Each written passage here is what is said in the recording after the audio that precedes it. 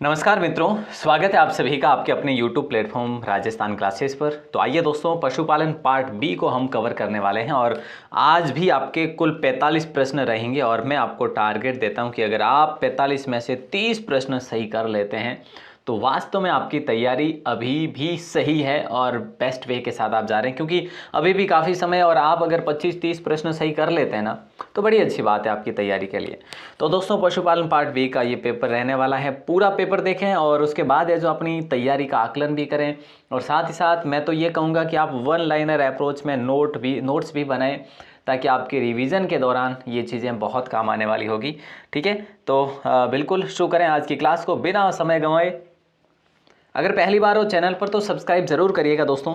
और आपके लिए राजस्थान क्लासेस की वेबसाइट पर फ्री कंटेंट दिया जा रहा है, फ्री कंटेंट आपके लिए दिया जा रहा है जहां से आप डाउनलोड कर सकते हैं निःशुल्क। थोड़ा सा जो है ऐड वगैरह का जो है वो ज़रूर रहेगा। सब्सक्राइब करिएगा अगर आप फर्स्ट टाइम है चैनल पर। और हाँ, याद रखें दोस्तों, आज राजस्थान 360 एप्लीकेशन पर आपके लिए, राजस्थान 360 एप्लीकेशन पर ऐप पर आपके लिए मतलब फुली छूट दी जा रही है, जिसमें आपको ओनली 29 रुपये के अंदर पशुपालन पार्ट बी के जो है MCQs बेस पर जो है PDF मिलने वाले हैं और ओनली 59 में जो है कंप्लीट जो कि PDF मिल रही है। तो ज़रूर इंस्टॉल करें ऐप को और देखें, आज 10 से लेकर 5 बजे तक ये ऑफ़र रहेगा। ज़रूर इस ऑफ़र के तहत जो है अपना लाभ लेवें। ठीक है, चलेगा। पहला प्रश्न आपकी स्क्रीन पर देखता हूं और ये 25 मॉडल पर बिल्कुल निःशुल्क है दोस्तों। इसका लिंक आपको ऐप पर भी मिल जाएगा और यहाँ पे भी मिल जाएगा, जैसे इसी वीडियो के डिस्क्रिप्शन में। ओके, चलेगा। पहला सवाल आपकी स्क्रीन पर है और काउंट भी करना है, जवाब भी देना है। नवजात बछड़ों को रोग बीमारी से बचाने के लिए क्या पिलाया जाना चाहिए या क्या पिलाया जाता है? तो दोस्तों, खीस भी खिलाया जाता है या फिर कोलेस्ट्रम का प्रयोग किया जाता। तो ए और बी दोनों को लॉक करेंगे, यानी सी ऑप्शन आप सभी का सही आंसर हो जाएगा। खीस का अपेक्षित घनत्व कितना होता है? देखिए दोस्तों, खीस का अपेक्षित घनत्व जो है वो कितना होता है, तो ये 1.040 से लेकर 1.080 तक होता है। ऑप्शन डी को लॉक करेंगे। ये दोस्तों अपेक्षित घनत्व है, pH मान है, ये आपको ज़रूर अच्छे से रट लेने होंगे। समझ आए तो ठीक, नहीं तो रटना तो पड़ेगा ही। और अगर रट लेंगे तो 2-4 प्रश्नों का आपको बेनिफिट होगा। ग्रामीण क्षेत्र में दुग्धशाला के बर्तनों की सफाई के लिए सबसे प्रचलित विधि कौन सी है? तो याद रखना, ऑप्शन सी को लॉक करेंगे, सूखी विधि है। ऑप्शन सी आप सभी का करेक्ट आंसर होगा। डेयरीशाला के बर्तनों की सफाई के लिए मुख्यतः कौन से धावकों का प्रयोग किया जाता है? तो दोस्तों राइट आंसर जो है आप सभी का हो जाएगा क्षार्य, है ना। क्षार्य को लॉक करेंगे। ऑप्शन बी आप सभी का सही आंसर हो जाएगा। दूधशाला में कांच की बोतलें धोने के लिए किसका प्रयोग किया जाता है? दूधशाला में कांच की बोतलें धोने के लिए प्रयोग किया जाता है दाहक का, कास्टिक सोडा का, सोडियम हाइड्रोक्साइड, यानी कि इन सभी में हम ऑप्शन डी को लॉक करेंगे दोस्तों। ठीक है, तो आप वन लाइनर अप्रोच में अगर ये लिखते हैं तो फिर ये सभी का प्रयोग करते हुए ऐसा लिखेंगे। दूधशाला में सभी प्रकार के बर्तनों को धोने के लिए किसका प्रयोग किया जाता है? तो राइट आंसर आप सभी का हो जाएगा try sodium phosphate. Try sodium phosphate को लॉक करेंगे, सोडियम फास्फेट को लॉक करेंगे, यानी ऑप्शन ए आप सभी का करेक्ट आंसर हो जाएगा। अगला सवाल पूछा जा रहा है कि कौन सा धावक खारे पानी में ठीक प्रकार से कार्य नहीं करता है? तो याद रखना, इनमें से जो धावक खारे पानी में ठीक प्रकार से, वो सोडा राग को लॉक कर देंगे। ऑप्शन ए आपका राइट आंसर होगा। दूधशाला के बर्तनों में मिल्क स्टोन बनने से रोकने के लिए किसका प्रयोग किया जाता है? तो राइट आंसर आप सभी का हो जाएगा अम्लीय धावक, 0.1%, है ना, अम्लीय धावक। ओके, याद रखेंगे, ऑप्शन बी आप सभी का सही आंसर होगा। और अगला सवाल है कि खारे पानी के क्षेत्रों में दूधशाला के सभी प्रकार के बर्तन धोने के लिए किसका प्रयोग किया जाता है? तो याद रखना, ऑप्शन सी को लॉक करेंगे, जटिल फास्फेट को। दोस्तों देखो, आप मैं क्या कह रहा हूँ कि एक बार पढ़ने से आपको कुछ याद नहीं होने वाला। ये चीज़ें याद करने योग्य है और परीक्षा में आने योग्य है, इसीलिए कह रहा हूँ कि या तो बार बार देखना पड़ेगा इन चीज़ों को, है ना। वापस देखेंगे तो भी ठीक है, और अगर आप नोट्स बनाते हैं तो इससे भी ठीक है ना। नोट्स बनाएंगे तो बेहतर रहेगा। वापस ये क्लास आप देखोगे करोगे, मतलब काफ़ी सारी, हाँ हालांकि प्लेलिस्ट बनी हुई है, प्लेलिस्ट के माध्यम से आप देख सकते हैं दोबारा, बट उस टाइम जो है आप भूल ना जाओ, इसलिए रिवीजन का बोल रहा हूँ। कृत्रिम योनि का तापमान कितना रखा जाता है? और दोस्तों देखो, अगर आप नोट्स बनाकर हमें सेंड करते हैं तो बड़ी खुशी होगी हमें। अगर आप PDF बना के हमें भेजते हैं तो आपका नाम वगैरह लिख कर हम अपनी वेबसाइट पर अपलोड कर लेंगे, है ना। तो आपके और भी भाई बहनों को फ़ायदा हो जाएगा।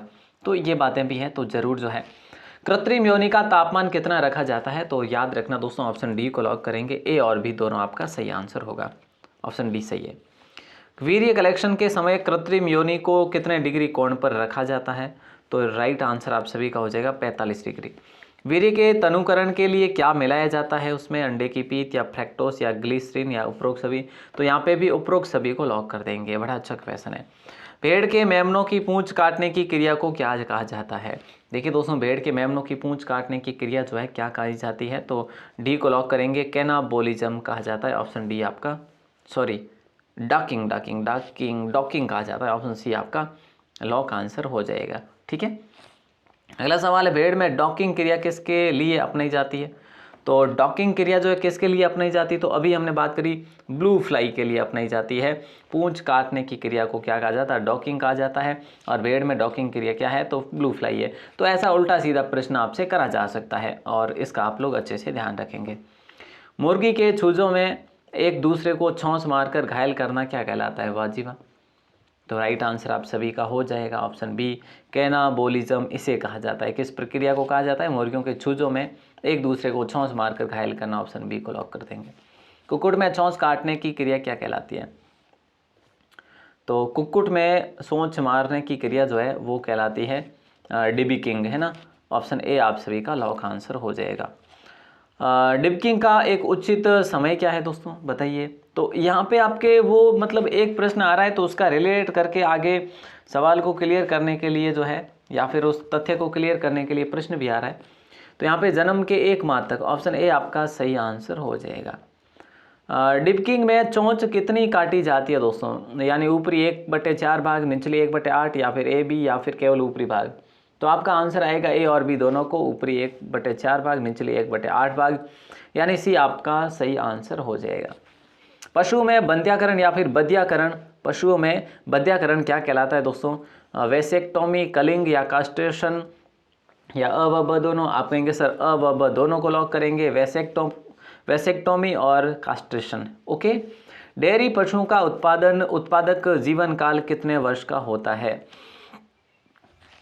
डेयरी पशुओं का उत्पादक जीवन काल कितने वर्ष का होता है, तो दोस्तों राइट आंसर आप सभी का हो जाएगा C12 को लॉक करेंगे। ऑप्शन सी आप सभी का सही आंसर होगा।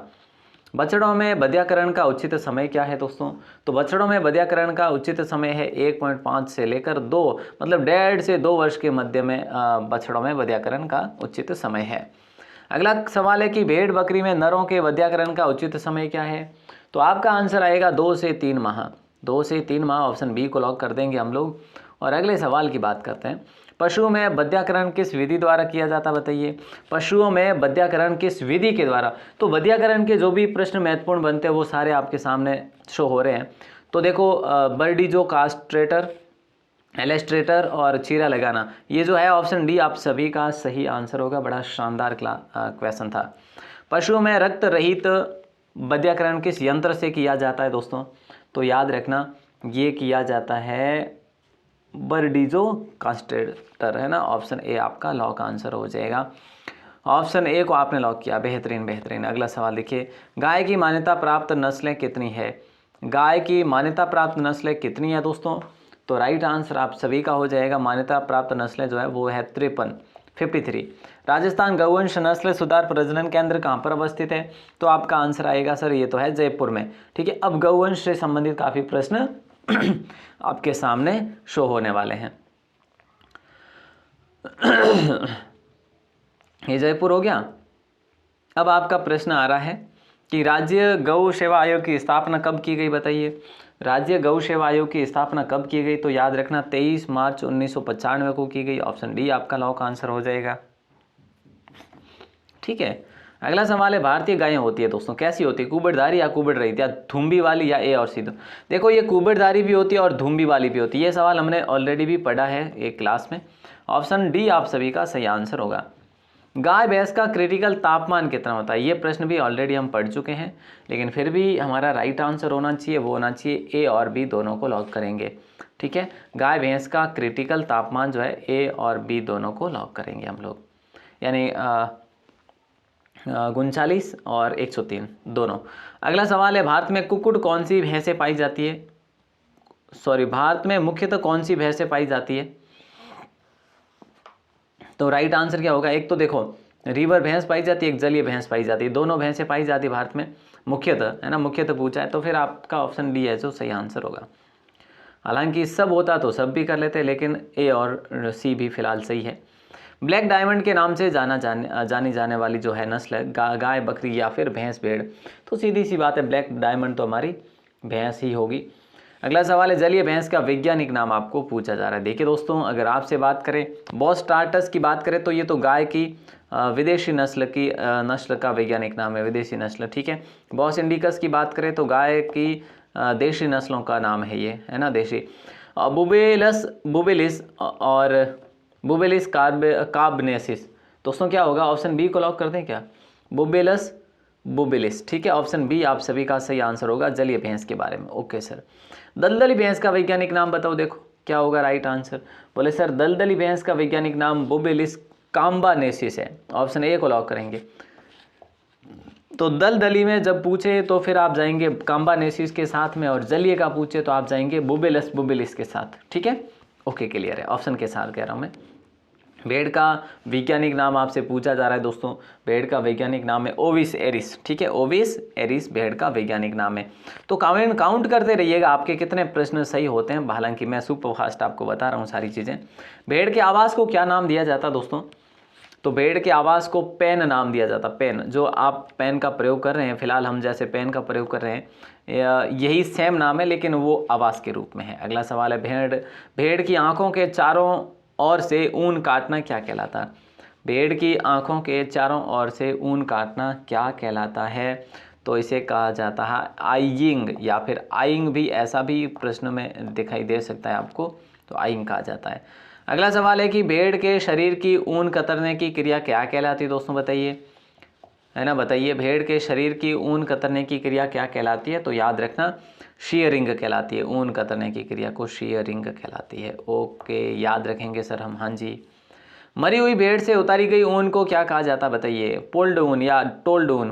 बोले सर पुल्ड ही कहा जाएगा, अच्छा तो लॉक कर दें क्या पुल्ड ऊन को। ओके डन, ये सवाल हमने पहले भी पढ़ा था।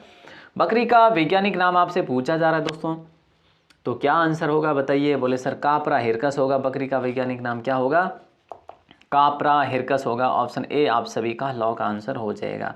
बकरी से संबंधित सही विकल्प कौन सा है, बकरी से संबंधित सही विकल्प कौन सा है, तो याद रखना दोस्तों उपरोक्त सभी को लॉक करेंगे। बकरी से संबंधित सही विकल्प जो है, चलता फिरता फ्रीज भी कहते हैं, डबल एटीएम भी कहते हैं, रनिंग डेयरी भी कहा जाता है, तो ऑप्शन डी आप सभी का सही आंसर हो जाएगा।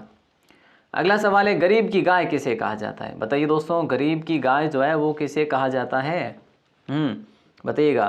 तो आप कहेंगे सर ए और सी को लॉक करेंगे, बकरी और चाली जो है कहा जाता है गरीब की गाय, बकरी को कहा जाता है, चाली को भी कहा जाता है, तो मतलब ये स्थानीय नाम है वैसे चाली, वैसे और भी नाम है बहुत सारे लेकिन वो अलग अलग क्षेत्रों के अकॉर्डिंग है। बकरी के दूध में गंध पाए जाने का मुख्य कारण क्या है, तो आपका आंसर आएगा सर कैप्रिक अम्ल है। ये सवाल भी हमने पहले पढ़ा था शायद किसी मॉडल पेपर में। बहिमुखी पशु के नाम से जानी जाती है दोस्तों, बहिमुखी पशु के नाम से किसे जाना जाता है, तो याद रखना देखो बकरी को ही जाना जाता है ना, हाँ सर बकरी को ही, बहिमुखी यानी बकरी को लॉक करेंगे। अंडा उत्पादन के लिए पाली गई मुर्गियां क्या कहलाती है, लेयर, ब्रायलर, मुर्गा। देखिए दोस्तों अच्छा क्वेश्चन है और हम बात करेंगे लेयर की, ऑप्शन ए आप सभी का सही आंसर होगा। क्लियर है। अगला सवाल जिसका आंसर आपको देना है कमेंट सेक्शन में, मैं वेट भी करूंगा। देखिए मांस उत्पादन के लिए पाली जाने वाली मुर्गियां क्या कहलाती, देखो अंडा उत्पादन के बारे में हमने देखा कि भाई लेयर कहा जाता है, लेकिन जब मांस उत्पादन के लिए पाली जाने वाली मुर्गियां होती है उसे क्या नाम दिया जाता है, ये सवाल हमने एक मॉडल पेपर कहते हैं पढ़ा भी था। इसका आंसर आपको बताना है कमेंट सेक्शन में, मैं वेट करूंगा दोस्तों। और आपके कितने प्रश्न सही हो पा रहे हैं ये कमेंट करके हमें ज़रूर बताएं, है ना। पूरे 45 प्रश्न हमने पढ़े हैं मात्र 15 मिनट के भीतर। और बाकी देखो मैंने आपको क्या बताया, अगर आप पहली बार हो चैनल पर तो सब्सक्राइब ज़रूर करें। आपको डेली जो है रात्रि को राजस्थान जी के बेहतर करने का ठेका जो है हमने ले रखा है आपके लिए। तो वो 9 बजे क्लास होती है रात को, है ना, और सुबह जो है ये 9 बजे जो क्लास होती है ये आपके लिए ये वाली हो ही रही है पशुपालन पाठ की। और देखो बता रहा हूँ, फ्री PDF कोर्स के लिए आप वेबसाइट को विजिट ज़रूर करें, है ना। यहाँ पे आपको ये 150 प्रश्नों के 25 मॉडल पेपर एक साथ मिलेंगे। तो ऐसा कहीं पर भी नहीं हो रहा है अभी तक तो, लेकिन आपको शो अप कर रहे हैं हम लोग। और बाकी जो है आप देख पा रहे हैं राजस्थान 360 आपका अपना एप्लीकेशन है, ऐप है, जिसके माध्यम से आप लोग जो है कोर्स डाउनलोड कर सकते हैं। और कोर्स की बात करें दोस्तों तो आपका जो कोर्स है ये कोर्स देखिए 49 का है पशुपालन का, लेकिन आज जो है आपके लिए ऑफ़र के तहत 29 में मिलेगा। और कंप्लीट अगर ऑल सब्जेक्ट का PDF कोर्स आप लेना चाहते तो फिर 99 है, बट आज के लिए ये 59 में आपको शो होगा। तो ज़रूर से ज़रूर लें। अगर देखो आपको किसी भी एक सब्जेक्ट का भी लेना हो तो आप देख सकते हैं, ठीक है। और बाकी फ्री कोर्स ऑलरेडी वेबसाइट पर अपलोडेड है, और आप हमारी इस नंबर पर मैसेज करके ज्वाइन हो सकते हैं स्टडी ग्रुप में। और स्टडी ग्रुप में ज्वाइन होने के लिए देखो इस नंबर पर आपको अपना नाम और ज़िला लेकर मैसेज करना होगा, ठीक है। ओके, तो मिलते हैं अगली क्लास में, तब तक के लिए शुक्रिया, जय हिंद, वंदे मातरम। और हाँ, आज की इस क्लास को शेयर ज़रूर करना दोस्तों, ताकि आपके और भी भाई बहनें देख सकें। धन्यवाद।